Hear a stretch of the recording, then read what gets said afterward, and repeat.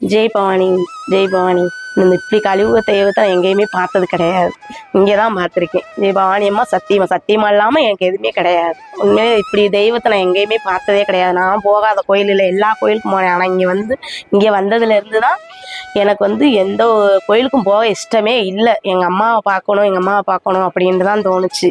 எங்கள் ஊர் பக்கத்து ஊருக்காரங்க அவங்க இந்த மாதிரிக்கு இங்கே இருக்குது கோயில் நல்லா சொல்லுவாங்க, பாவம் பொண்ணுக்கு நல்லா படிப்பு அறிவு எல்லாமே நல்லா எந்த ஒரு இதுவுமே நல்லா உண்மையாக இருக்கும் அப்படின்னு சொல்லி சொன்னாங்க. கூட்டிகிட்டு வந்தேன் 2 பிள்ளைகளுக்கு நல்லா படிப்பறிவு கொடுக்கணுமா, உடம்புல இந்த மாதிரிக்கு ஒரு பிரச்சனை இருக்குமா, அந்த பிரச்சனை எங்கள் தீர்த்து கொடுக்கணுமா அப்படி சொல்லி சொன்னேன். பிள்ளைகள் சரி பண்ணி விட்டாங்க. என் வீட்டுக்காரர் சின்ன சின்ன பிரச்சனைகள் கூட பெருசாக்கி விட்டுருவார்.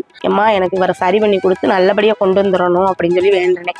கூட்டிகிட்டு போய் வேலைக்கு விட்டு நல்லா சாமி கும்பிட்டுவான்னு சொல்லிடுவாங்க. இப்போ வீடு கட்டுறதுக்கு நான் கட்டணும்னு சொல்லி சொன்னேன். அம்மா இருந்துக்கிட்டு 3 லட்ச ரூபா கொடுத்து வீடு கட்டுங்க அப்படின்னு சொல்லி கொடுத்தாங்க. அமௌண்ட் கொடுத்து சரின்னு சொல்லி அம்மா வீடை கட்டி இப்போ முடிக்க போகிறேன். 5 மாதம் தான் பால் காய்ச்சி வைக்க போகிறேன்.